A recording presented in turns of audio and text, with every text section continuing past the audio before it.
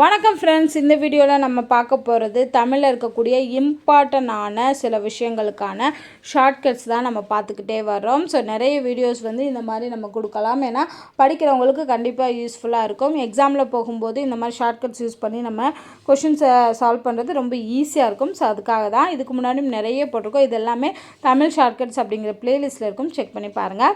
இதில் வந்து அடிக்கடி இந்த 8 தொகை நூல்களோட அடிவரையறை சம்மந்தமாக பல கேள்விகள் வந்து ப்ரீவியஸ் இயர் கொஷினில் கேட்டிருக்காங்க. நம்ம already previous year question series பார்த்துக்கிட்டே வரோம் இல்லையா, அதில் பார்த்தோம்னா தெரிஞ்சிருக்கும் இது சம்மந்தமான நிறைய கேள்விகள் கேட்டிருக்காங்க. ஸோ அதனால் இது எல்லாத்தையுமே 8 தொகை நூல்கள் எல்லாத்தையும் எழுதிட்டு அதுக்குரிய அடிவரையறை என்ன அப்படிங்கிறதையும் நான் இங்கே எழுதியிருக்கேன். ஸோ இது எப்படி ஞாபகம் வச்சுக்கிறது அப்படிங்கிறதையும் நம்ம பார்க்கலாம். ஃபஸ்ட்டு பாருங்கள், நற்றிணையோட அடிவரையறை பார்த்திங்கன்னா சிற்றலை வந்து 9லேருந்து பேரலை வந்து 12 வரைக்கும் இருக்கும். ஓகேவா? ஸோ நற்றிணை அப்படிங்கிறது இங்கிலீஷில் என்னன்னு ஆரம்பிக்கும். நானா என்னன்னா நயன் அப்படின்னு ஞாபகம் வச்சுக்கோங்க.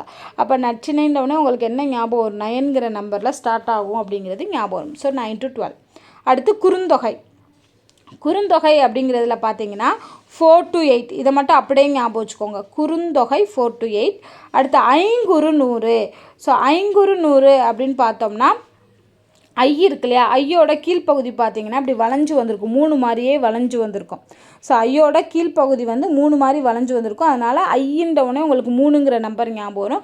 3னா 3 to 6. அடுத்து கலித்தொகை அப்படிங்கிறது பார்த்திங்கன்னா 11லேருந்து 80 வரைக்கும் இருக்கும்.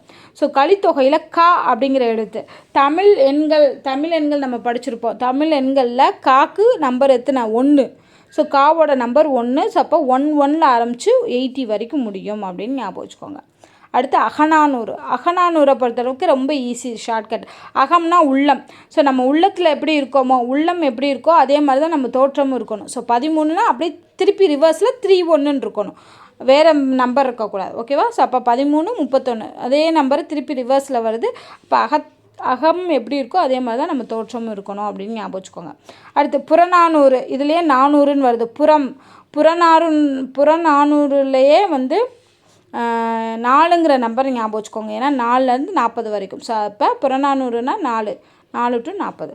பதிற்று 10ல் பார்த்தீங்கன்னா 10 வரணும். ஸோ 10 வரணும். அதுக்கு முன்னாடியில் 8, அதுக்கு முன்னாடியில் 2 நம்பர் கழிச்சு 8. ஸோ பதிற்று 10ல் 8ங்கிற நம்பர் ஞாபகம் வச்சுக்கோங்க. 8லேருந்து 57 வரைக்கும் வரும். அடுத்து பரிபாடலில் தான் வந்து இருக்கிறதுலே அதிகமான அடிவரையறை இருக்குது. ஸோ ஹையஸ்ட் அடிவரையறை இருக்கக்கூடியது எது அப்படின்னு பார்த்திங்கன்னா பரிபாடல் தான்.